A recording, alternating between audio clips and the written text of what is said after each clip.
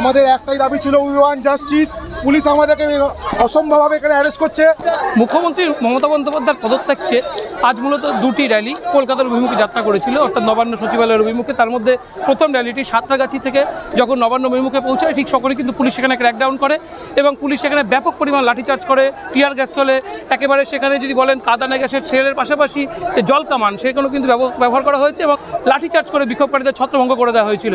এবং তার কিছুক্ষণ পরেই কিন্তু দ্বিতীয় র্যালি, সেটা কিন্তু যেটা কলেজ স্ট্রিট থেকে শুরু হয়েছিল, সেই র্যালি যখনই একেবারে হেস্টিংসের মুখে কাছাকাছি এসে পৌঁছায়, অর্থাৎ টার্ফ ক্লাবের সামনে যেটা প্রথম ব্যারিকেড, সেই ব্যারিকেডে আঘাত হানতেই কিন্তু পুলিশ আবার ক্র্যাকডাউন করে, সেখানে টিয়ার গ্যাসের শেল ছড়ানোর পাশাপাশি বেশ কয়েকজনকে গ্রেপ্তার করা হয়েছে এবং সেখানেও কিন্তু জল কামান সেটা কিন্তু পর্যাপ্ত পরিমাণে ব্যবহার করা হয়েছে। মূলত হেস্টিংস থেকে নবান্নের দূরত্ব প্রায় 4 কিলোমিটার। এই 4 কিলোমিটার আগে থেকেই কিন্তু এই বিক্ষোভকারীদের আটকানোর যে কাজ সেটা করা হয়। অন্যদিকে যদি আপনি দেখেন, এই হেস্টিংস থেকে মূলত বিক্ষোভকারীদের কিছুটা সরিয়ে তাদের নিয়ে আসা হয় আলিপুরের মোড়ে ঢোকার মুখে, যে সেখানে দেখতে পাচ্ছেন সেখানে কিন্তু বিক্ষোভকারীদের মূলত নিয়ে আসা হয়েছে এবং সেখান থেকে কিন্তু বিক্ষোভকারীদের নিয়ে আসার পর বিক্ষোভকারীরা কার্যত এক জায়গায় গ্যাদারিং করা হয়েছে এবং এখান থেকেই হয়তো বিক্ষোভকারীদের আবার ছত্রভঙ্গ করার ব্যবস্থা করা হবে। মূলত একেবারে হেস্টিংসের মুখ থেকে প্রায় 400 কিলোমিটার দূরে আবার তাদের ঠেলে আনা হয়েছে। Redmi 13 স্টাইল বানাই দুনিয়া কা পাই। পুলিশ কিন্তু যেভাবে ক্র্যাকডাউন করেছে এটা কিন্তু খুবই অনুমেয় ছিল। পুলিশ কিন্তু সকাল থেকে বলেছে সুপ্রিম কোর্টের নির্দেশ মেনে শান্তিপূর্ণ কোনোরকম আন্দোলনে পুলিশ কোনোরকম হস্তক্ষেপ করবে না, যতক্ষণ আন্দোলন শান্তিপূর্ণ থাকবে। কিন্তু দেখা গেছে যত সময় গিয়েছে আন্দোলনকারীরা সংখ্যায় মুষ্টিমেয় হলেও তারা কিন্তু আন্দোলনকে যে ভায়োলেন্ট করার চেষ্টা সেটা কিন্তু তারা করেছে এবং তারপরেই কিন্তু পুলিশ সেই আন্দোলনের উপর ক্র্যাকডাউন করতে বাধ্য হয়েছে। সব মিলিয়ে এই মুহূর্তে কলকাতার আন্দোলন যে পর্যায়ে আশা করা হয়েছিল সেই পর্যায়ে দেখা যায়নি, অর্থাৎ আন্দোলন যে তীব্রতা আশা করা হয়েছিল সেই তীব্রতা দেখা যায়নি।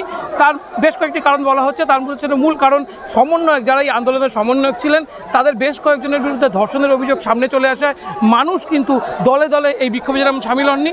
পাশাপাশি বিজেপির মধ্যেও কিন্তু এই আন্দোলন নিয়ে কিন্তু বেশ কিছু দ্বিধাদ্বন্দ্ব ছিল, বিজেপির দুটো তিনটে ভাগে ভাগ হয়ে গিয়েছে।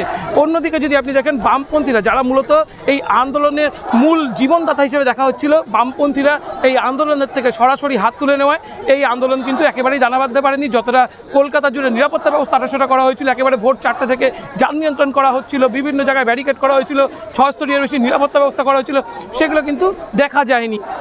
সব মিলিয়ে পুলিশ কিন্তু আর কিছুক্ষণের মধ্যে যেটা বলছে, পুলিশ কলকাতার যে রাস্তাঘাট সেটা কিন্তু খুলে দেবে, কারণ আন্দোলনকারীদের যে সংখ্যা তারা মনে করেছিল বা সে যে আন্দোলন যে পর্যায়ে যাবে মনে করেছিল তার ধারে কাছেও কিন্তু আন্দোলনকারীরা এই আন্দোলনকে নিয়ে যেতে সম্পূর্ণভাবে ব্যর্থ হয়েছে। কলকাতা থেকে ক্যামেরা বিক্রম লাহার সাথে শুভজিৎ প্রধান।